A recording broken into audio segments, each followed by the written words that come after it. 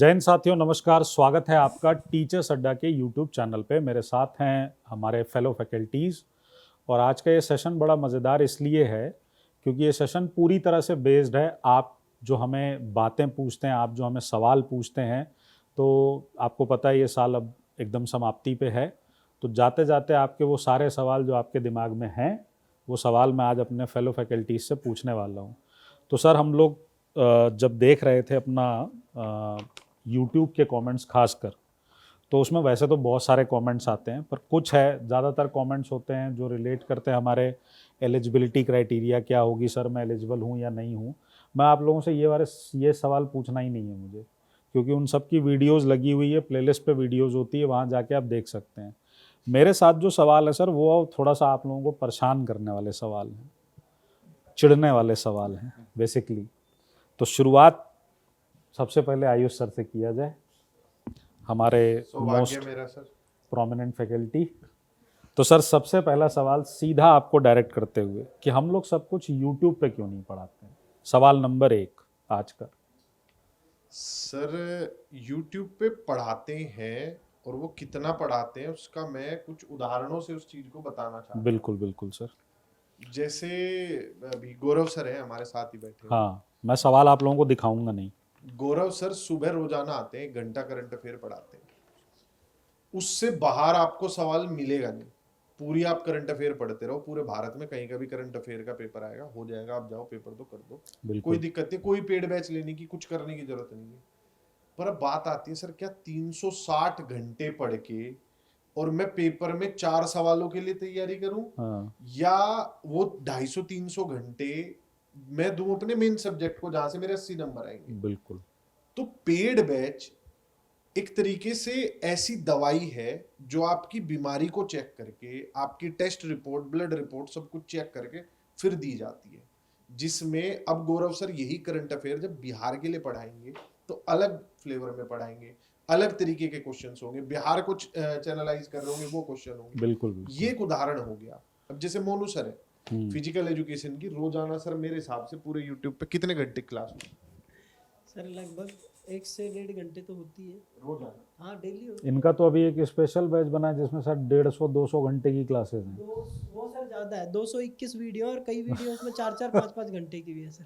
बताइए। तो अब क्या है कि YouTube पे अगर आप किसी भी टीचर का कंटेंट देखने जाओगे ना, तो इतना कंटेंट है कि वो 5-6-7 महीनों में खत्म होगा जाके, सिर्फ उस सब्जेक्ट का। उसमें सर एक चीज़ मुझे जो लगता है, शायद आप लोग इससे अग्री करेंगे, कि YouTube पे जब हम पढ़ाते हैं तो हम एक जनरल सेंस में पढ़ाते हैं, और पेड बैचेस में क्या होता है कि एग्जाम ओरिएंटेशन दिमाग में रहता है कि क्या चीज़ पूछी जा सकती सर है, ये क्या बिल्कुल है। वैसा ही है। इसका मैं आपको ऐसा उदाहरण दे दूंगा, आपने कई बार देखा होगा रेडियो पे, टीवी पे डॉक्टर आए रहते हैं, क्या उनकी बात सुन के हमारा इलाज हो जाता है? नहीं, बिल्कुल सही इलाज बात के लिए है। हमें डॉक्टरों से मिलना पड़ता है। क्या तो बात। आप YouTube पे आ सकते हो, सामूहिक चर्चा के लिए, डिस्कशन के लिए, समझने के लिए, गाइडेंस के लिए, क्या दशा दिशा रहेगी आगे की, लेकिन इलाज नहीं हो पाएगा, जो कि मुझे कहने में काफी दुख हो रहा है। स्पेसिफिक होने के लिए फिर बैच से ही जो है वो बिल्कुल। पेड बैचेस वगैरह में ही आना तो पड़ेगा। अब आते हैं सवाल नंबर 2 पे, और मैं चलूँगा शिवम सर के पास।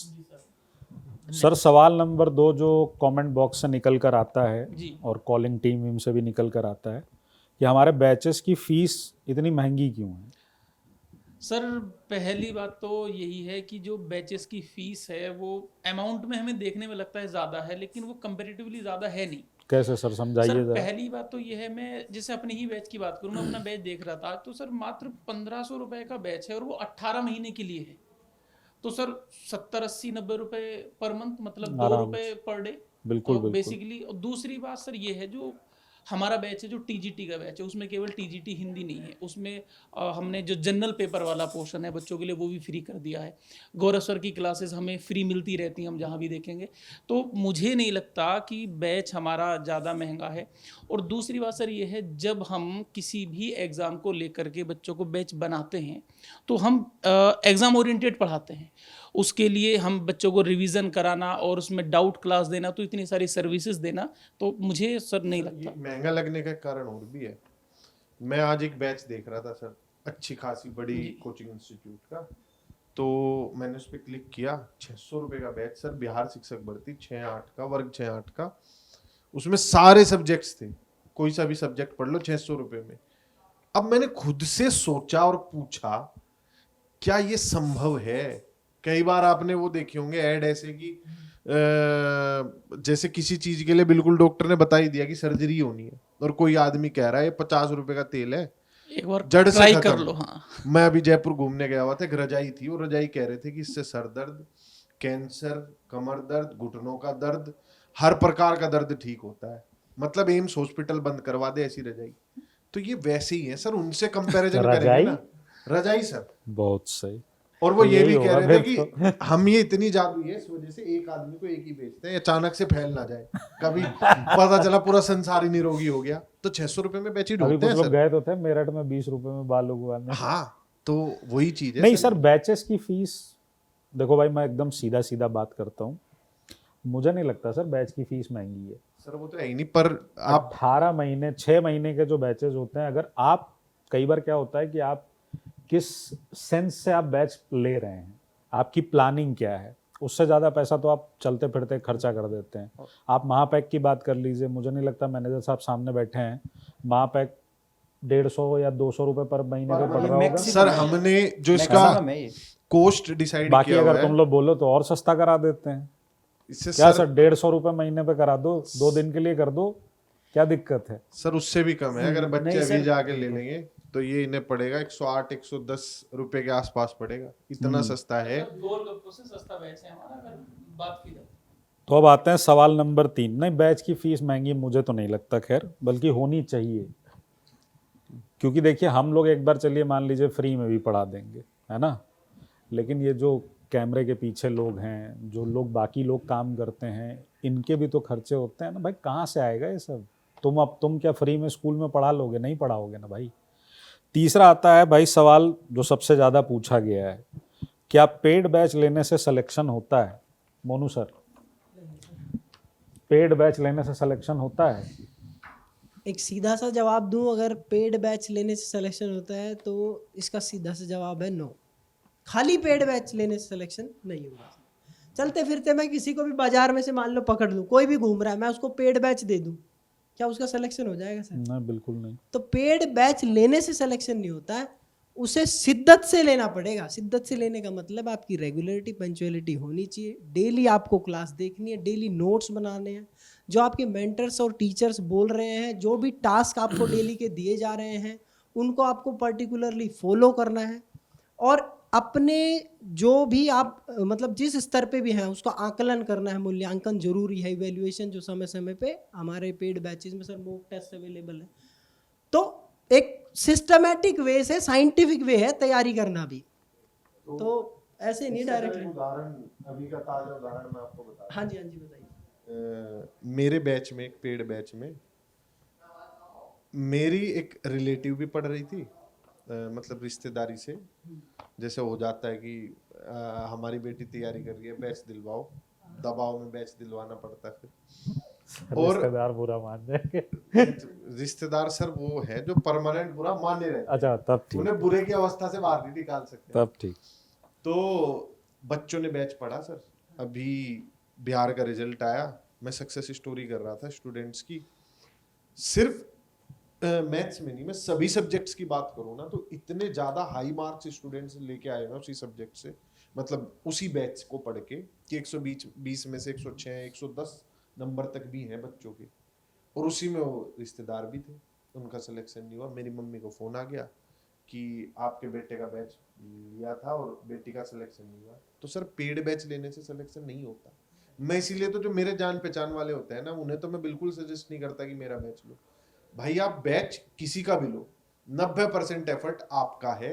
बस पेड बैच तो ये है कि वो 10% में बेईमानी ना करियो, कि तुम अपने 90% लगा के भी जीरो हो जाए। वो हम इंश्योर करते हैं कि अगर तुम्हारा 90 लगा होगा तो जो हमारा 10 जरूरी है वो तुम्हें जरूर मिलेगा। वो उसमें 1% की भी बेईमानी नहीं। बिल्कुल बिल्कुल। दूसरा एक ये भी होता है सर कि जब पेड बैच में बच्चा पढ़ता है ना, तो उसको कई जगह से रिसर्च नहीं करनी पड़ती, कि मतलब उसको 5 किताबें या 6 किताबें जो बेसिक बुक्स होती है, वहाँ पे उसको जो कंटेंट मिलेगा वो सारा का सारा ऑलरेडी टीचर ने रिसर्च किया हुआ है, बस उसको वहाँ पे पढ़ना है। और अगर वो पढ़ेगा ही नहीं तो फिर सिलेक्शन होगा सर ही एक नहीं। सिंपल सी बात जो मुझे लगता है कि बाहर इतना कुछ है पढ़ने बिल्कुल। के लिए, पेड बैच उसको इतना कर देता है, पर वो पढ़ना तो आपको है ना। फिर वही वाला बात हो जाएगी सर जो मैं बैचेस में बोलता हूँ भाई महाभारत का युद्ध हुआ तो कृष्ण अर्जुन को जाके समझाए ना कि देखो बेटा ये काम करना है। वो अगर खुद ही हथियार उठा लेते 2 मिनट में महाभारत खत्म हो जाती। करना तो अर्जुन को था ना, लड़ा तो वो ना। तो भाई पेड बैच लेने से सिलेक्शन तब होता सर है। आप YouTube के अगर कड़वे कमेंट ले रहे हो हाँ तो इसी में एक कमेंट और आ जाता है। बिल्कुल बिल्कुल बताइए तो सर। आपने तो कह दिया कि 2 मिनट में महाभारत खत्म कर देते। बच्चे हमें कई बार कह देते खुद पेपर हाँ दिया कि होता आप ना, पेपर दिए बेहोश हो होते। गए होते। हाँ, हाँ इसका सर, इसका भी जवाब ये है वैसे लिस्ट में, लेकिन इसका जवाब आप उठा ही दिए आप, तो बताइए। सर इसका जवाब क्या है भाई? और खासकर जब आप और हम कट ऑफ बताने जाते हैं। हाँ हाँ जिस साल स्टूडेंट सिलेक्शन लेता है ना, वो जितने भी छात्र सिलेक्शन ले रहे हैं वो अपने टीचर से ज्यादा स्मार्ट और इंटेलिजेंट होते हैं। ये बिल्कुल। तो आप बिल्कुल ये मत सोचो कि हम इंटेलिजेंट है, हम बहुत अच्छा करते हैं। नहीं, हम तो सिर्फ आपको राह दिखा रहे हैं। आपको क्या लगता है जैसे सचिन तेंदुलकर के कोच हैं कि वो कोच उनसे बेहतर है? नहीं, ये तो आप लोग हमसे बेहतर हो और बहुत बेहतर प्रदर्शन भी कर सकते हो। हम तो सिर्फ मोटिवेशन, मार्गदर्शन, बस तुम्हें नेगेटिव फीलिंग आए तो उसे पॉजिटिव कर दे, उस चीज के लिए है। आप हमसे हर विषय में, हर चीज में बेहतर हो। और पेड बैच लेने से सिलेक्शन होता है तो उसमें एक जो फाइनल बात है देखो ये है कि सिलेक्शन उनका होता है जिनको जो बातें बताई जा रही हैं उसको वो फॉलो करते हैं, उस पर वो काम करते हैं, अपनी कमियों को पहचानते हैं।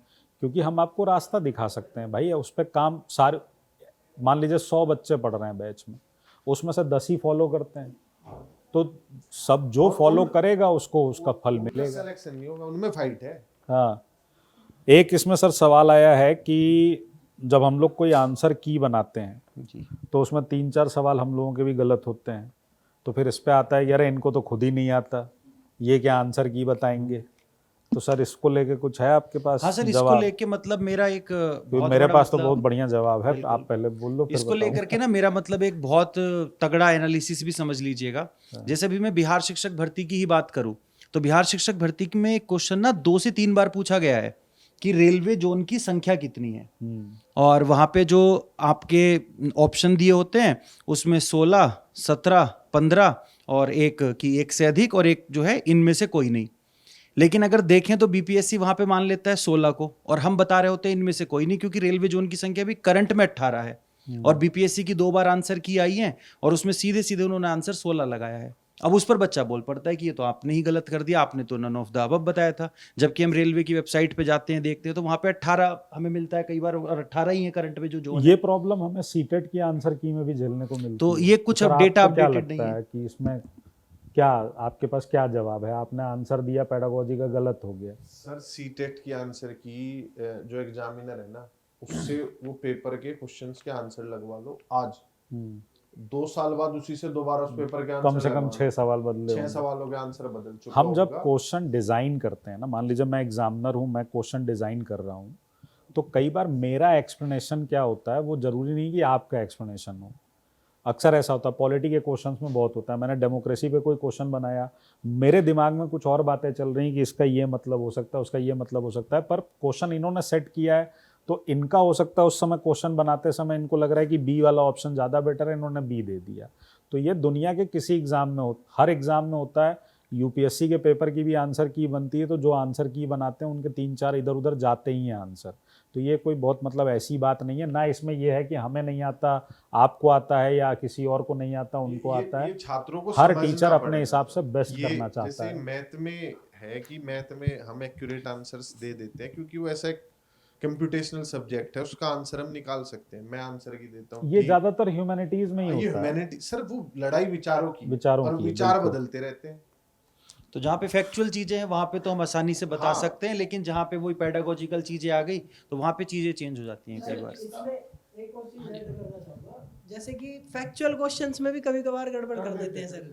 जैसे सर कि ह्यूमन नेचर है सर, एक आध तो एरर आ ही जाता है स्वस्थ इसमें। शरीर में स्वस्थ मस्तिष्क का वास है, जी।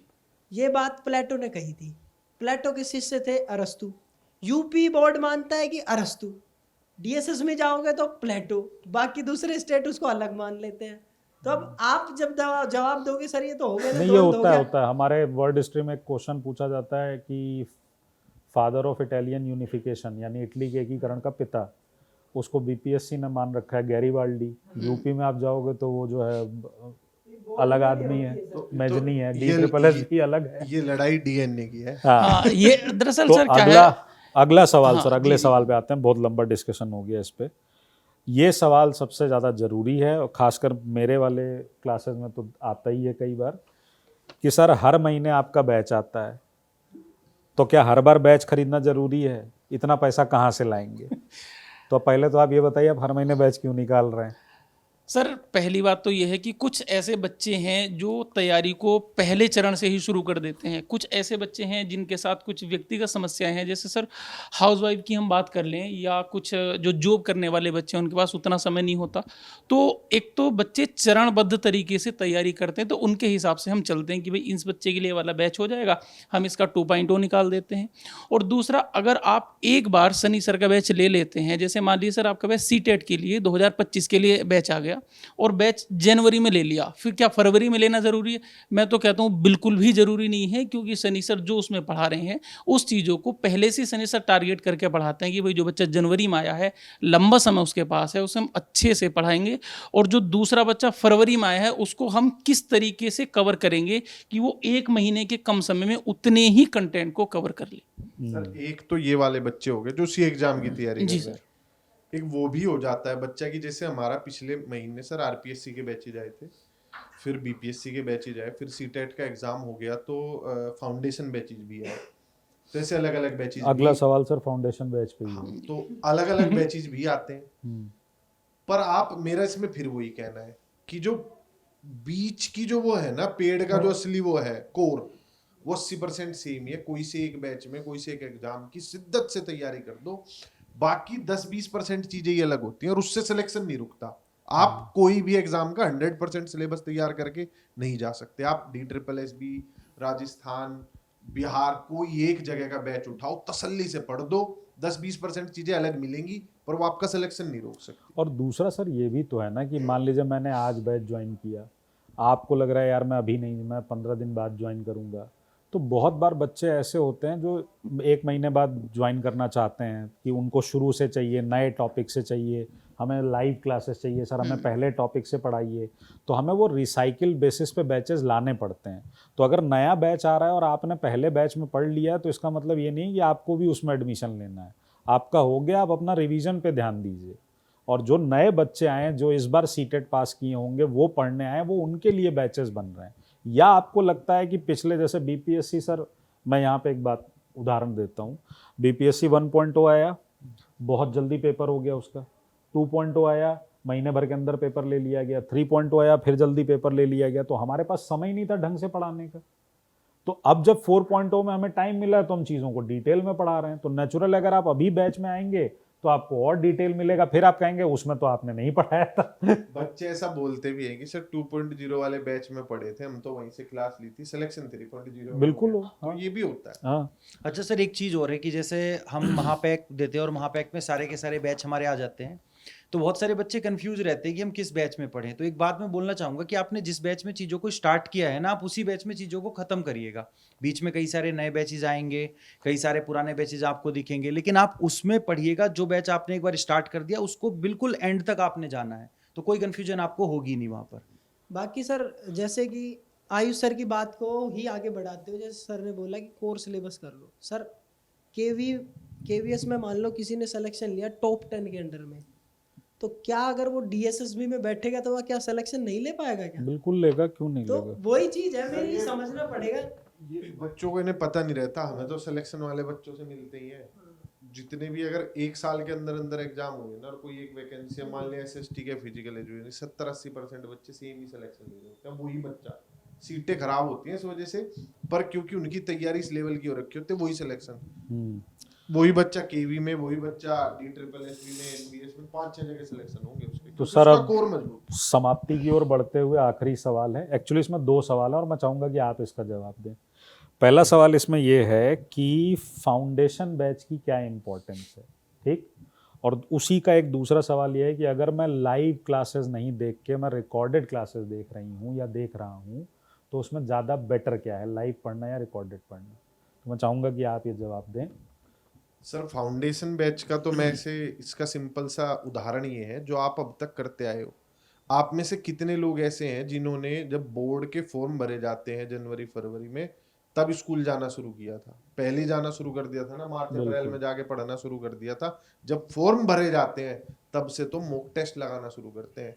तो ये जो लोग वो होते हैं ना जो नोटिफिकेशन के बाद पढ़ना शुरू करते हैं, उस समय तो सिलेक्शन वाला बच्चा अपना मॉक टेस्ट लगा रहा होता है, एनालिसिस कर रहा होता है।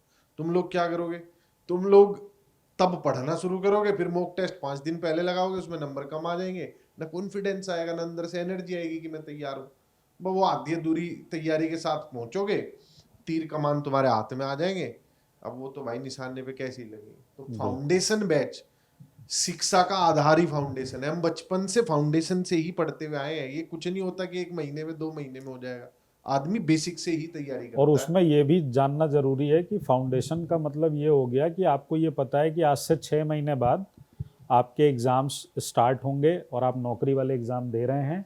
आपके पास 6 महीने है प्रिपरेशन के लिए, आपको पता है कि आपको ये सब्जेक्ट पढ़ना है, आपका एग्ज़ाम फोकस है कि आपको बीपीएससी देना है, DSSS देना है, कंप्लीट प्रिपरेशन करनी है। वो फाउंडेशन बैच का फ़ायदा तब होता है।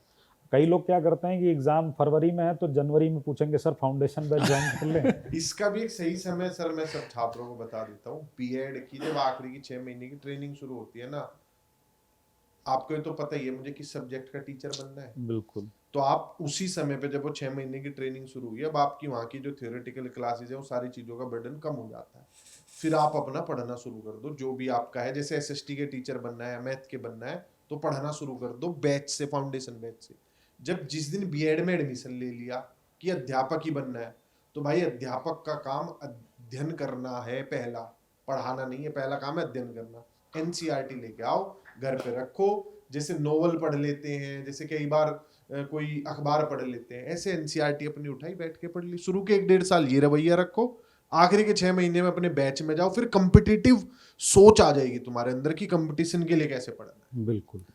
तो ये थे आप लोगों के सवाल। वैसे तो सवाल और भी है कि सर आप लोगों को सैलरी कितनी मिलती है, पर ये सब डिस्कस नहीं करते हैं। और चूंकि हम लोगों ने अपनी बातचीत में एक बात कह दी है कि मैनेजर साहब की आज्ञा भी मिल गई है उस पर कि आपके जो बैचेस आपको फ़ीस महंगी लग रही है उसको थोड़ा और प्राइस उसकी कम कर दी जाए, पर ये अगले 1-2 दिन तक रहेगा ऑफ़र। तो आप जो लोग भी बैचेस से जुड़ना चाहते हैं, स्क्रीन पर नंबर आ रहा होगा या डिस्क्रिप्शन बॉक्स में लिंक लगा होगा, वहाँ देख लीजिएगा। फाउंडेशन बैच भी हम लोगों के स्टार्ट हो चुके हैं, तो आप उससे जुड़ना चाहें तो जुड़ सबके सकते हैं। सवाल हो गए। हाँ, अब सबसे आपने सवाल पूछ लिए, एक मुझसे अब पूछोगे। एक सबसे सवाल बिल्कुल आपसे, और इस समय बच्चे के मन में आ रहा होगा, हाँ, सर आप तो हमेशा पेड़ बैच बेचते हैं। बैच बेचते रहते हो। बिल्कुल बिल्कुल, ऐसे तो मेरे तो लगा ही है। नहीं देखो, बैच बेचना जरूरी भी है। उसका सीधा फंडा ये है भाई, हमारा भी घर परिवार है, इनका भी घर परिवार है, हमें भी चलाना है। पर बात ये नहीं है, बात उसमें ये है हर समय बैच इसलिए प्रमोट करना पड़ता है। वैसे तो हम लोग ज़्यादा करते नहीं हैं, स्क्रीन पर नंबर आ रहा होता है, लेकिन आप लोगों को भी एक बात 10-10 बार बतानी पड़ती है ना। एलिजिबिलिटी क्राइटेरिया की वीडियो बताई गई, तब भी रोज़ पूछेंगे मेरा हिस्ट्री में ऑनर्स है, हम ये कर सकते हैं कि नहीं, बताइए।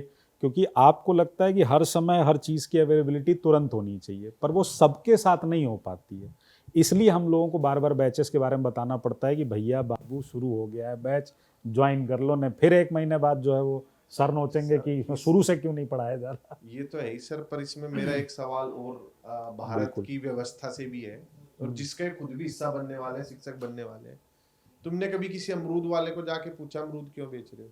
किसी जूते की दुकान वाले को जाके पूछो जूते क्यों बेच रहे हो? बिल्कुल। आपके घर के आसपास इतनी दुकानें हैं, वहां जाओ, मान लिया कोई आप जूते की दुकान पे गए, टीवी सर की एक दुकान पे मिसकंसेप्शन भी है, लोगों को ये लगता है कि यूट्यूब से ना इफरात पैसा आता है। ये इन्फ्लुएंसर्स की वीडियो देख देख के परेशान है कि गाड़ियों में घूम रहा है, गाड़ियां चेंज कर रहा है। भाई कुछ नहीं होता है ऐसा, वो सब किराए की चीजें होती हैं। भाई हमारे तो आप देख लो 25-26 एजुकेटर है, महीने भर के इतने पैसे आएंगे कि हर आदमी के हाथ में 10,000 रुपए आएंगे। ये हकीकत है। और एक सर ये भी है कि जब कोई सेलिब्रिटी किसी ऐड को कर रहा होता है ना, तो बड़े चाव से लोग देखते हैं, और वहां पर हम अपना बैच बता रहे होते हैं, ऐसे ले लो, तो कहते हैं यार तुम बैच बेच रहे हो। तो बहुत सारी चीजें। पर सर एक चीज और भी है, क्या कोई डॉक्टर दूसरे डॉक्टर, एक तो सवाल मैंने आम कस्टमर के लिए रख दिया, क्या कस्टमर कभी जाके किसी को बोलेगा कि आप ये काम क्यों कर रहे हो? पर दूसरी चीज, मैं खुद डॉक्टर हूँ या डॉक्टर बनने वाला हूँ, दूसरे डॉक्टर को जाके कहूँ उसके क्लिनिक पे, जैसे वो कहे 500 रुपये होगी जी आपकी कंसल्टेशन फीस, यार बहुत बुरे आदमी है। पैसे ले रहे हो इस काम के और मैं क्यों गया वहां सीख के कि मैं भी करूंगा जाके इस चीज को। तो ये सवाल ये सर ना, मैं एक और चीज हकीकत बता देता हूँ, जितने भी सारे शिक्षक ही बनने वाले होंगे, सबसे ज्यादा सर ये क्लर्कों से लड़ते पाएंगे एक दिन भी अगर इनकी सैलरी लेट हो गई तो। ये हाँ, ये हाल रहेगा सर, ये जो सबसे ज्यादा सवाल इस बार पूछते हैं ना, TADA एक क्यों नहीं दिन मिला? जो है, अगर एक दिन भी तुम्हारी सैलरी लेट होगी ना, सबसे ज्यादा तुम छाती पे चढ़ जाओ, क्लर्क के हमारी नहीं आई सैलरी। तो सर फिर समाप्ति की ओर बढ़ा जाए। समाप्त। तो चलिए भाई, आखिरी में सर एक बार बेच दीजिए। 2000 नहीं, कुछ नहीं, बोल दूंगा, स्क्रीन पे नंबर आ रहा है। 2025 आने वाला है और 2025 में बहुत सारी टीचिंग वैकेंसीज आने वाली हैं। प्रॉपर बैचेस से जुड़ो और अपनी तैयारी करो। बाकी सब जो भी इंफॉर्मेशन चाहिए वो स्क्रीन पर तुमको दिख रही होगी। फिर मिलेंगे किसी दिन ऐसी ही चर्चा के साथ, आपके और सवालों के साथ। तब तक के लिए ध्यान रखिएगा अपना। जय हिंद, जय भारत, नमस्कार।